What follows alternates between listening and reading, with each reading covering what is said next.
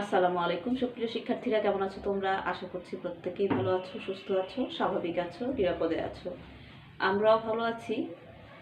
আমি রুমানা আক্তার, প্রভাষক হিসাব বিজ্ঞান বিভাগ, ঢাকা কলেজ, ঢাকা। আজকে আমার অনলাইন ক্লাসে তোমাদেরকে স্বাগত জানাচ্ছি। আমরা সবাই অনেকদিন ধরেই অনলাইন ক্লাসের সাথে যুক্ত আছি এবং এই অনলাইন ক্লাসের সাথে আসলে নিজেদেরকে এতদিনে সম্ভবত সংযুক্ত করতে পেরেছি। তোমরা জানো যে আমাদের স্কুল কলেজ খুলে দেওয়ার একটা সম্ভাবনা সৃষ্টি হচ্ছে। তো সেই পরিপ্রেক্ষিতে দাঁড়িয়ে আমি আবার আজকে তোমাদের সাথে অনলাইন ক্লাস পরিচালনা করছি, যেহেতু এখনও আমাদের স্কুল কলেজগুলো খুলেনি, আমাদের ইউনিভার্সিটিগুলো খুলে যায়নি। সেহেতু এই অনলাইন ক্লাসটা এখনও কন্টিনিউ আছে এবং আমি তোমাদেরকে সে কারণেই আবার আমার অনলাইন ক্লাসে স্বাগত জানাচ্ছি। তো আমি তোমাদেরকে পড়াচ্ছিলাম বিজনেস অ্যান্ড কমার্শিয়াল ল এই কোর্সটির চতুর্থ অধ্যায় অর্থাৎ ট্রেডমার্ক অ্যাক্ট 2009 সম্পর্কে আমি আলোচনা করছিলাম। এর আগে আমি অনেকগুলো ক্লাস নিয়েছি, মনে হয় 11টা ক্লাস নিয়েছি এই ট্রেডমার্ক অ্যাক্টসের ওপর।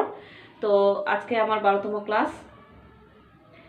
আমি তোমাদেরকে আজকে পড়াবো যে কোন কর্মকাণ্ডগুলোর কারণে ট্রেডমার্ক ব্যবহারের যে অধিকার সেটা লঙ্ঘিত হয় না। অর্থাৎ এখানে লেখা আছে 27 ধারা, যেখানে এই বিষয়টি নিয়ে আলোচনা করা হয়েছে, অর্থাৎ কোন কোন পরিস্থিতিতে ট্রেডমার্কের ব্যবহার লঙ্ঘিত হয় না, মানে ট্রেডমার্ক ব্যবহারের উপর অধিকার লঙ্ঘিত হয় না।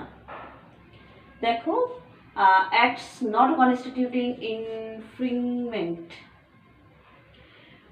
যেটা বলা হয়েছে যে not withstanding anything contained in this act, the following acts do not constitute an infringement of the right to the use of registered trademark. এই আইনে যা কিছুই বর্ণিত থাকুক না কেন, কোনো কিছুই একজন ট্রেডমার্ক নিবন্ধকের, অর্থাৎ যে নিবন্ধিত ট্রেডমার্কের স্বত্বাধিকারী, তার অধিকারকে লঙ্ঘন করবে না।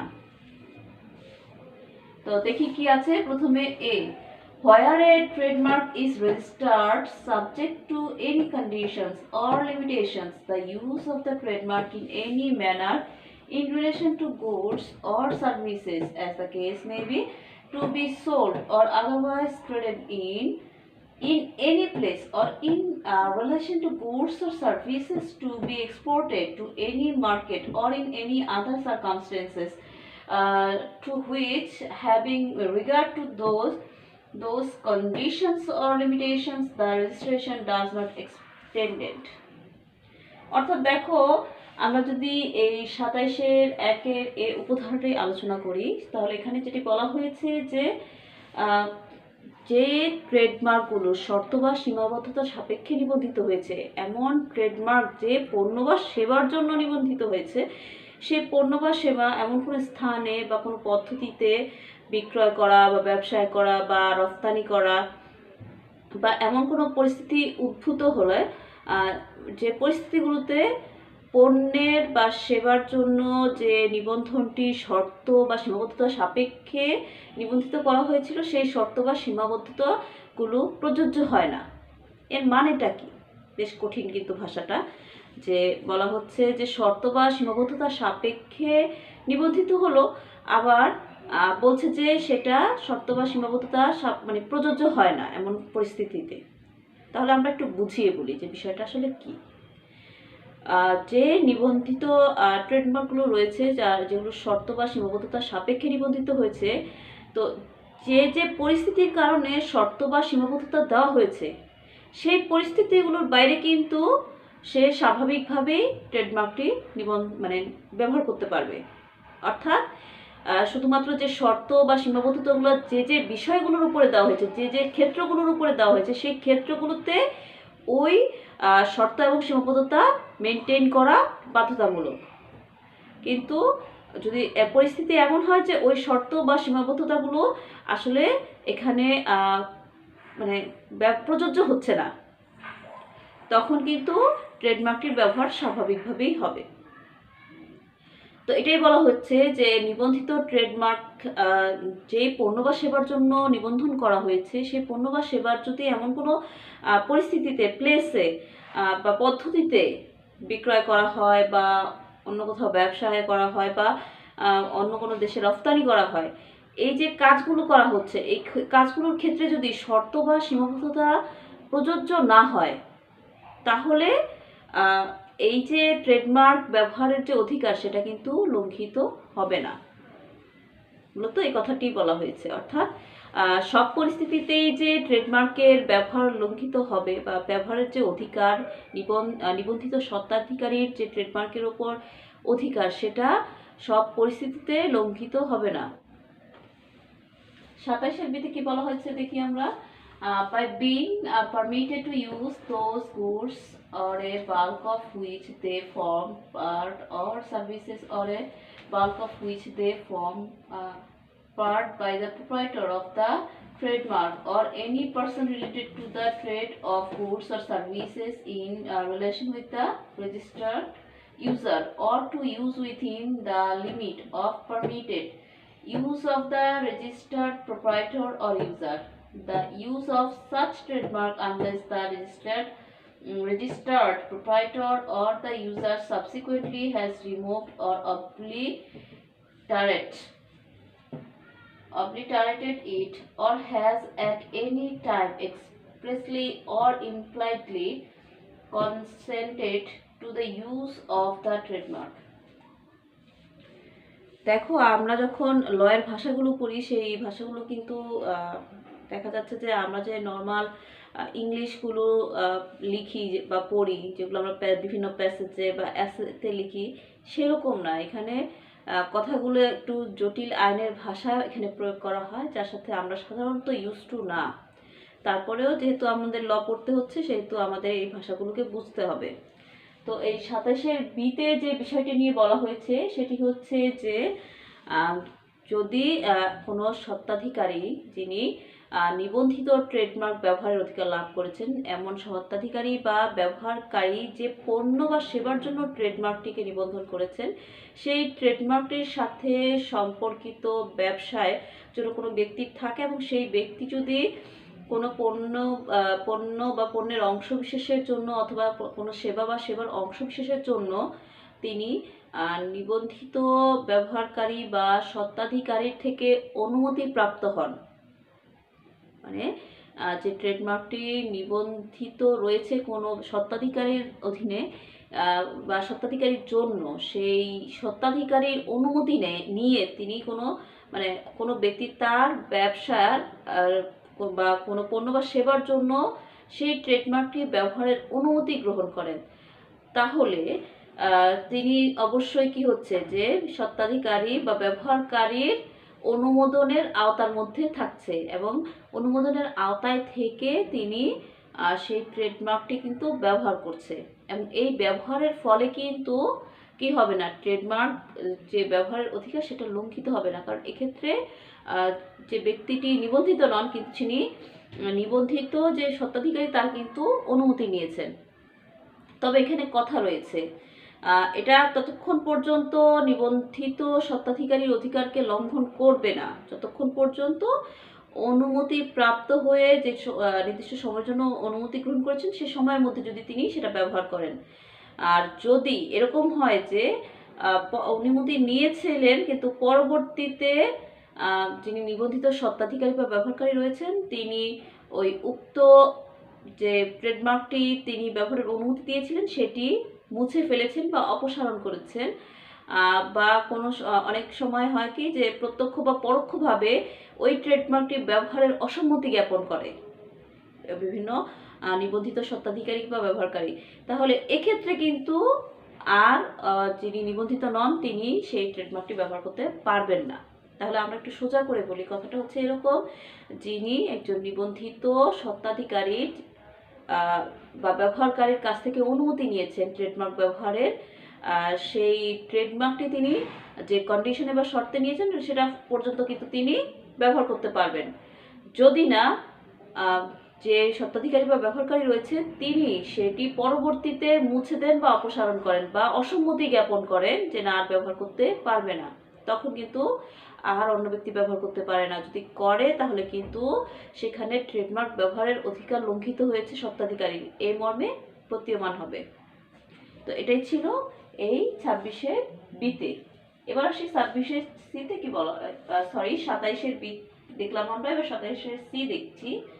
লেখা হয়েছে by registration under this act, মানে এই আইনে নিবন্ধনের ফলে, মানে এই আইনে যে ট্রেডমার্কটি নিবন্ধন করা হলো সেই ট্রেডমার্কটি নিবন্ধনের ফলে কি হলো দেখো, the use of A trademark is within established right by a person in relation to goods or services adapted to form part of or to be a accessory to other goods or services। এখানে যে বিষয়টি বলা হয়েছে যে একজন ব্যক্তি যিনি নিবন্ধিত স্বত্বাধিকারী ছিলেন না, তিনি কি করলেন, অনুমতি প্রাপ্ত হলেন যে তিনি তার পণ্য বা সেবার জন্য ট্রেডমার্ক ব্যবহার করতে পারবেন, সে অনুমতিটা প্রাপ্ত হলেন। ফলে কি হলো, সে ট্রেডমার্ক যে ব্যবহার, সেই ব্যবহারের জন্য অধিকার লাভ করলেন, তাই না? তো অর্জিত অধিকার লঙ্ঘন না করে তিনি যদি তার পণ্য বা ব্যবসার জন্য ট্রেডমার্ক ব্যবহার করেন, সেই পণ্যটি যদি যে যার কাছ থেকে অনুমতি নিয়েছেন তার বা যে পণ্য বা সেবার জন্য ট্রেডমার্কটি আসলে নিবন্ধিত হয়েছিল সেই পণ্য বা সেবার সাথে রিলেটেড নাও হয়, তাহলেও কিন্তু এই যে নিবন্ধকের যে ট্রেডমার্ক ব্যবহারের অধিকার রয়েছে সেটি লঙ্ঘিত হবে না। আমি আবার একটু বুঝিয়ে বলছি, খেয়াল করে শোনো তোমরা। যখন একজন ব্যক্তি যিনি নিবন্ধিত স্বত্বাধিকারী নন, যিনি ট্রেডমার্কের নিবন্ধনের জন্য আবেদন করেননি বা নিবন্ধিত ট্রেডমার্কটি ব্যবহারের অনুমতি পাননি, এমন কোনো ব্যক্তি যদি কোনো নিবন্ধিত স্বত্বাধিকারীর নিকট থেকে ট্রেডমার্ক ব্যবহারের অনুমতি সংগ্রহ করেন, তাহলে তার কিন্তু ওই ট্রেডমার্কটি ব্যবহারের ওপর কি অধিকার জন্মালো, তাই না? তা এই যে একটা অর্জিত অধিকার তিনি পেলেন, সেই অধিকার বলে তিনি যদি তার পণ্য বা সেবার জন্য ট্রেডমার্কটি ব্যবহার করেন, তাহলে এক্ষেত্রে কিন্তু ট্রেডমার্কটি তিনি ব্যবহার করতে পারবেন, যদিও তার পণ্য বা সেবা নিবন্ধিত ট্রেডমার্ক যে পণ্য বা সেবার জন্য নিবন্ধিত হয়েছে তার সাথে যদি মিল নাও থাকে। দেখা গেল যে ব্যক্তিটির পণ্য বা সেবাটি অন্য কোনো পণ্য বা সেবার সাথে মিল আছে বা তার অনুষঙ্গ, কিন্তু যে পণ্য বা সেবার জন্য ট্রেডমার্ক নিবন্ধিত হয়েছিল সেই পণ্য বা সেবা নয়। তারপরেও তিনি যেহেতু অনুমতি প্রাপ্ত হয়েছেন, ট্রেডমার্ক ব্যবহারের অধিকার লাভ করেছেন নিবন্ধিত ব্যবহারকারীর অনুমতিক্রমে, সেহেতু এখানে কিন্তু ট্রেডমার্ক লঙ্ঘন হয়েছে বলে গণ্য হবে না। ঠিক আছে, এই ছিল আমার 27-এর সি। এবার আসি 27-এর 1-এর সি এর 2 উপধারাটি নিয়ে। আমরা এতক্ষণ 27-এর 1-এর বি পড়ছিলাম, এখন 27-এর 1-এর সি এর 2 ধারাটি পড়ব। লেখা হয়েছে কি, the use of A registered trademark being one of two or more trademarks registered under this act which are identical or nearly resemble each other, each in exercise of the right to the use of the trademarks given by registration under this act। তো এখানে যে বিষয়টির কথা বলা হয়েছে সেটি হচ্ছে যে কোনো ট্রেডমার্কের প্রতি অধিকার প্রাপ্ত হওয়ার পরে সেখানে যদি 2 বা ততোধিক অভিন্ন বা সাদৃশ্যপূর্ণ নিবন্ধিত ট্রেডমার্ক থাকে, সেক্ষেত্রে যে কোনো একটি ব্যবহার করা যথেষ্ট। অর্থাৎ যদি এক বা একের অধিক বা 2 বা ততোধিক ট্রেডমার্ক যেগুলো অভিন্ন বা সাদৃশ্যপূর্ণ কিন্তু তা ব্যবহারের অধিকার ব্যবহারকারী লাভ করেছে বা কোনো ব্যক্তি যদি লাভ করে থাকে, তাহলে সে যে কোনো একটি ট্রেডমার্ক ব্যবহার করতে পারবে এবং এতে তার বা যে নিবন্ধিত ট্রেডমার্কটি রয়েছে সেই ট্রেডমার্ক ব্যবহারের অধিকার লঙ্ঘিত হবে না বা ট্রেডমার্কটি লঙ্ঘিত হবে না। তো এবার আসি 27-এর 2-এ কি বলেছে, where the goods or services bearing a registered trademark or lawfully acquired by a person the sale of or other dealings in those goods or services by that persons or by a person claiming under or through him is not an infringement of the trademark by reason only of the trademark having been assigned by the registered proprietor to use some other persons after the acquisition of those goods or services as the case may be. তো এই ২৭-এর ২টাকে যদি আমি বিশ্লেষণ করি তাহলে আমরা দেখছি যে এখানে লেখা হয়েছে যখন কোনো ব্যক্তি কোনো পণ্য বা সেবার জন্য কোনো ট্রেডমার্ক আইনসঙ্গতভাবে নিবন্ধন করে সেই ট্রেডমার্কটি ব্যবহারের অধিকার লাভ করেন এবং পরবর্তীতে যদি তিনি সেটি অন্য কোনো ব্যক্তির নিকট হস্তান্তর করে তাহলে ওই অধিকারপ্রাপ্ত ব্যক্তি বা তার কোনো প্রতিনিধি বা তার অন্য কোনো দাবিদার যদি তার মানে যে অধিকার প্রাপ্ত ব্যক্তিটি রয়েছে তার পণ্য বা সেবা বিক্রয় করে তাহলে ট্রেডমার্কটি লঙ্ঘিত হয়েছে বলে গণ্য হবে না। আমি আরেকটু সহজ করে বলছি, ধরো আমি একজন নিবন্ধিত স্বত্বাধিকারী, আমি এই স্কেলটা বিক্রির জন্য বা এই স্কেলের জন্য একটা ট্রেডমার্ক নিয়েছি। ধরো আমি একটা সিংহ মার্কার ট্রেডমার্ক নিলাম। এখন আমি সেটা যদি অন্য কোনো ব্যক্তির নিকট হস্তান্তর করি, অর্থাৎ এই সিংহ মার্কার ট্রেডমার্ক আমি যদি বিক্রয় করে দিই অথবা অন্য কোনোভাবে আমি হস্তান্তর করি, তাহলে এই স্কেলটি সিংহ মার্কাযুক্ত ট্রেডমার্ক সহ সেই ব্যক্তি কিন্তু বা তার কোনো প্রতিনিধি এটি বিক্রয় করতে পারবে এবং তাতে এই ট্রেডমার্ক ব্যবহারে মানে কোনো অধিকার লঙ্ঘিত হবে না, অর্থাৎ ট্রেডমার্কটি লঙ্ঘিত হবে না। তাহলে আমরা কি বুঝলাম? আমরা এটাই বুঝলাম যে যখন একজন নিবন্ধিত স্বত্বাধিকারী তিনি যদি তার ট্রেডমার্কটি অন্য কোনো ব্যক্তির নিকট হস্তান্তর করেন তাহলে সেই ব্যক্তিটি এই ট্রেডমার্কটি সম্বলিত পণ্য বা সেবা বিক্রয় করলে তাতে ট্রেডমার্ক ব্যবহারের অধিকার লঙ্ঘিত হবে না এবং সেখানে যে নিবন্ধিত স্বত্বাধিকারী তারও কিন্তু অধিকার লঙ্ঘিত হবে না, যেহেতু তিনি হস্তান্তর করেছেন। তো এই ছিল আমার ২৭-এর ২ ধারা।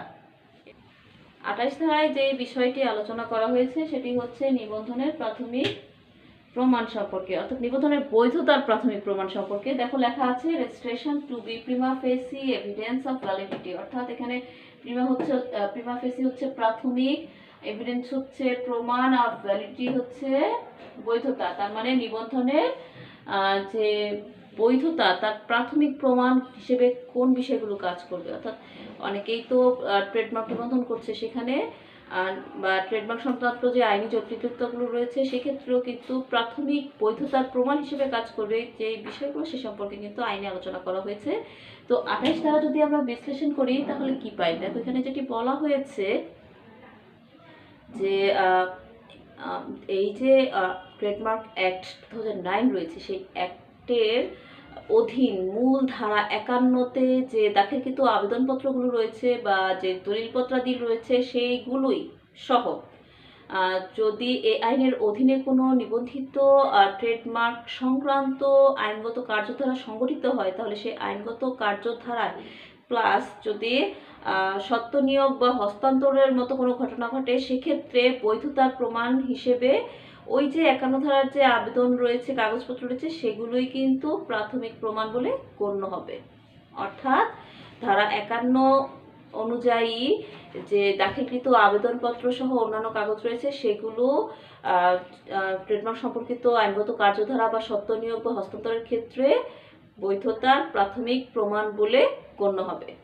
এরপরে আসি ২৮-এর ২ ধারায়। দেখো ২৮-এর ২-তে কি বলা হয়েছে? In all legal proceedings as aforesaid a trademark registered in the register shall not be held to be invalid on the ground that it was not a trademark to be registered under Section 6 except upon evidence of distinctiveness and that such evidence was not submitted to the registrar before registration. If it is proved that the trademark had been so used by the registered proprietor or his predecessor in title as to have become distinctive at the date of registration. অর্থাৎ এই মর্মে প্রমাণিত হয় যে একটি নিবন্ধিত ট্রেডমার্কে যিনি স্বত্বাধিকারী রয়েছেন সেই স্বত্বাধিকারী বা তার কোনো উত্তরসূরি যে স্বত্বাধিকারী ছিলেন তিনি মার্কটিকে এমনভাবে ব্যবহার করেছেন যে নিবন্ধনের তারিখে এটি স্বতন্ত্র বৈশিষ্ট্যযুক্ত ছিল এবং এই নিবন্ধিত ট্রেডমার্কটি সম্পর্কে যদি কোনো আইনগত কার্যধারা সংগঠিত হয় তাহলে সেই আইনগত কার্যধারায় নিবন্ধিত এই ট্রেডমার্কগুলো অবৈধ বলে ঘোষণা করা হবে না, যদি না এটি আইনের 6 ধারায়, অর্থাৎ এই আইনের 6 ধারায় কিন্তু আমি তোমাদেরকে পড়িয়েছিলাম যে 6 ধারায় স্বাতন্ত্র সূচক বৈশিষ্ট্য সম্পর্কে বলা হয়েছিল যে সেই স্বাতন্ত্র সূচক বৈশিষ্ট্য ব্যতি রেখে নিবন্ধনযোগ্য ছিল না ট্রেডমার্কটি, এবং এই সংক্রান্ত কোনো প্রমাণ নিবন্ধকের নিকট দাখিল করাও হয়নি। তাহলে এক কথায় কি বলা যায়? এক কথায় এটাই বলা যায় যে একটি নিবন্ধিত ট্রেডমার্ক যখন নিবন্ধিত হয় অবশ্যই সেইখানে বা সেই পরিস্থিতিতে সে ওই মানে যে তারিখে এটি নিবন্ধিত হয়েছে সেই তারিখে কিন্তু এটি স্বতন্ত্র বৈশিষ্ট্য যোগ্য ছিল বা যুক্ত ছিল, এ কারণেই তো এটি নিবন্ধিত হয়েছিল। তাই যদি কোনো কার্যধারা সংগঠিত হয় পরবর্তীতে তাহলে সেই কার্যধারায় কিন্তু এই নিবন্ধিত ট্রেডমার্কটি অবৈধ বা বাতিল ঘোষণা হবে না, যদি না এটা প্রমাণিত হয় যে এটি স্বাতন্ত্র বৈশিষ্ট্য সূচক ব্যতি রেখেই নিবন্ধনযোগ্য ছিল না বা এটি সম্পর্কে কোনো প্রমাণ নিবন্ধকের নিকট দাখিল করা হয়নি। অর্থাৎ এখানে যে বিষয়টি বলেছে যে নিবন্ধকের কাছে প্রমাণ না গেলে তো নিবন্ধক বুঝবে না যে এটি আসলে আইনগত ধারা অনুযায়ী স্বাতন্ত্র বৈশিষ্ট্যযুক্ত ছিল কিনা। যখন নিবন্ধকের কাছে এর স্বাতন্ত্র্য নেই এমন কোনো প্রমাণ হাজির হবে তখন কিন্তু এটিকে অবৈধ বলে গণ্য করা যাবে। কিন্তু যদি তা না হয় যে নিবন্ধকের কাছে এই ধরনের কোনো প্রমাণ নেই যে এটি স্বতন্ত্র বৈশিষ্ট্যযুক্ত ছিল না নিবন্ধনের তারিখে, তাহলে কিন্তু এটি অবৈধ বলে গণ্য হবে না। তো এই ছিল আমার 28-এর 2 ধারা। এখন আমরা পড়বো যে নির্দিষ্ট সময় পর নিবন্ধন বৈধ হিসেবে চূড়ান্ত হওয়া সম্পর্কে। তাহলে দেখি আইনে এই বিষয়ে কি বলা হয়েছে। দেখো লেখা হয়েছে যে ধারা 29-এ registration to be conclusive as to validity after a certain period, যেটা আমি একটু আগে বলছিলাম যে নির্দিষ্ট সময় পর একটি ট্রেডমার্ক যে বৈধ হিসেবে চূড়ান্ত হওয়া সে সম্পর্কে আলোচনা। তাহলে এখন আমরা দেখি কি লেখা হয়েছে বোর্ডে যে subject to the provision of section 32 and 42 in all legal proceedings relating to a trademark registered in the register including application under section 51 the original registration of the trademark shall after the expiration of 7 years from the date of such original registration be taken to be valid in all respects unless it is proved। অর্থাৎ এখানে যে বিষয়টি বলা হয়েছে সেটি হচ্ছে যে কোনো আইন অনুযায়ী যে ট্রেডমার্ক অ্যাক্ট 2009-এর 32 এবং 42 ধারায় কিছু বিধান রয়েছে, সেই বিধানাবলীর সাপেক্ষে এবং 51 ধারার অধীন যে মানে আবেদনপত্র রয়েছে সেই দাখিলকৃত আবেদনপত্র সহ যদি কোনো ট্রেডমার্ক নিবন্ধিত হয় সেই নিবন্ধিত ট্রেডমার্ক সংক্রান্ত কোনো কাজ বা আইনগত কার্যধারা যদি গ্রহণ করা হয় সেক্ষেত্রে যে তারিখ হতে এই আবেদনটি বা নিবন্ধনের আবেদনটি যে তারিখে নিবন্ধিত হলো আসলে ট্রেডমার্কটি নিবন্ধিত হলো সেই তারিখ হতে পরবর্তী 7 বছর অতিক্রান্ত হওয়ার পরে গিয়ে এটি সব ক্ষেত্রে বৈধ বলে গণ্য হবে। অর্থাৎ এই যে 7 বছর পরে গিয়ে কিন্তু এটি বৈধ বলে চূড়ান্তভাবে গৃহীত হলো। তো দেখো নিচে আবার কিছু কথা বলা হয়েছে, যদি না এটি প্রমাণিত হয় যে কি প্রমাণিত হয় যে that such registration was obtained by fraud or in bad faith। অর্থাৎ আমার যে 29 ধারায় যে কথাটি বলা হয়েছে যে যখন 51 ধারা অনুযায়ী আবেদন দাখিলকৃত আবেদন সহ ট্রেডমার্কটি নিবন্ধিত হয়েছে সেই তারিখ হতে পরবর্তী 7 বছর অতিক্রান্ত হওয়ার পর এটি কিন্তু বৈধ হিসেবে চূড়ান্তভাবে গৃহীত হবে, অর্থাৎ সব ক্ষেত্রে এটি বৈধ বলে গণ্য হবে। কিন্তু পরিস্থিতি যদি এমন হয় বা এটা যদি প্রমাণিত হয় যে আসলে এটি বৈধ না, তাহলে তো ট্রেডমার্কটি বৈধ হলো না আইনগত কার্যধারায়, তাহলে কোন কোন বিষয় ঘটলে এটি বৈধ হবে না, তাহলে দেখে নিই সেই বিষয়গুলো কি কি। এতে যেটি বলা হয়েছিল that such registration was obtained by fraud or in bad faith, অর্থাৎ কোনো অসৎ উপায়ে বা প্রতারণার মাধ্যমে বা অসৎ উদ্দেশ্যে যদি এই ট্রেডমার্ক নিবন্ধন করা হয়। এরপরে দেখি বিতে কি বলা হয়েছে, that the trademark was registered in contravention of or offense against the provisions of section 8, অর্থাৎ এই যে ট্রেডমার্ক অ্যাক্ট 2009 এর 8 ধারায় যে বিধানগুলো রয়েছে সেই বিধানগুলো যদি লঙ্ঘিত হয় বা এই বিধানগুলোর সাথে যদি অসঙ্গতিপূর্ণ হয় এই ট্রেডমার্ক নিবন্ধনটি, তাহলেও কিন্তু এটি বৈধ বলে গণ্য হবে না। তাহলে এতে কি বিধানগুলো ছিল, আমি কিন্তু আগে পড়িয়েছি তোমাদের যে কোনো মার্ক যদি দৃষ্টিকটু হয় বা যে মার্কের যে কথাগুলো সেগুলো যদি শ্রুতিমধুর না হয়, মানে শ্রুতিমধুর না আসলে সেগুলো যদি প্রতারণাপূর্ণ হয় বা অন্য কোনো মার্কের সাথে প্রতারণাপূর্ণ হয় বা ধর্মীয় অনুভূতিতে আঘাত দেয় এমন কোনো মার্ককে ট্রেডমার্ক হিসেবে নিবন্ধনের জন্য আবেদন করে বা যেটা মানে মানুষের মধ্যে কনফিউশন সৃষ্টি করে বা যেটা অলরেডি কোনো রিনাউন্ড প্রতিষ্ঠানের ট্রেডমার্ক হিসেবে ব্যবহৃত হয়ে আসছে, সেই মার্কের কোনো অংশকে যদি ট্রেডমার্ক যে আবেদন রয়েছে সেই আবেদনে দেওয়া হয় সেই মার্কটিকে ট্রেডমার্ক হিসেবে নিবন্ধনের জন্য, তাহলে এই যে বিধানগুলো রয়েছে এগুলো যদি মানে করে তাহলে তো সেটি আর বৈধ হবে না, তাই না? এই কথাটি বলা হয়েছে যে ট্রেডমার্ক অ্যাক্টের যে 8 নম্বর ধারা রয়েছে সেই 8 নম্বর ধারায় যে বিধানাবলী রয়েছে সেই বিধানাবলী যদি লঙ্ঘিত হয় বা যদি অসঙ্গতিপূর্ণ হয় তাহলেও কিন্তু ট্রেডমার্কটি চূড়ান্তভাবে বৈধ বলে গণ্য হবে না। আর থার্ড কি বলেছে দেখো, যে the trademark was not at the commencement of the proceedings distinctive of the goods or services of the registered proprietor, অর্থাৎ সিতে যেটা বলা হয়েছে যে আইনগত কার্যধারা শুরু হওয়ার পরে, মানে যে তারিখে শুরু হলো সেই তারিখের পরে যদি এ মর্মে প্রতীয়মান হয় যে যিনি নিবন্ধিত স্বত্বাধিকারী ছিলেন ট্রেডমার্কের তার পণ্য বা সেবার সাথে এই ট্রেডমার্কটি আসলে স্বাতন্ত্র্যপূর্ণ ছিল না, তাহলেও কিন্তু ট্রেডমার্কটি বৈধ বলে গণ্য হবে না। তার মানে যখন নিবন্ধিত হয়েছে তখন এটি স্বাতন্ত্র্য সূচক ছিল, কিন্তু যখন এই সম্পর্কিত মানে এই জটিলতা সম্পর্কিত যদি আইনি কোনো কার্যধারা গ্রহণ করা হয় সেই আইনি কার্যধারায় যদি এটা প্রতীয়মান হয় যে যে তারিখ থেকে আইনগত কার্যধারা শুরু হয়েছে সেই তারিখ থেকে কিন্তু এটি যে পণ্য বা সেবার জন্য নিবন্ধিত স্বত্বাধিকারী ট্রেডমার্কটি নিবন্ধন করেছিলেন সেই ট্রেডমার্কটির সাথে পণ্য বা সেবার কোনো মানে স্বাতন্ত্র বৈশিষ্ট্য সূচক মানে যে সম্পর্ক সেটা নেই, তাহলেও কিন্তু এটি বৈধ বলে গণ্য হবে না। তো এই ছিল তোমাদের সাথে আমার আজকের ক্লাস। নেক্সট ক্লাস পর্যন্ত তোমরা প্রত্যেকেই ভালো থাকো, সুস্থ থাকো। তোমাদের সকলকে ধন্যবাদ। আল্লাহ হাফেজ।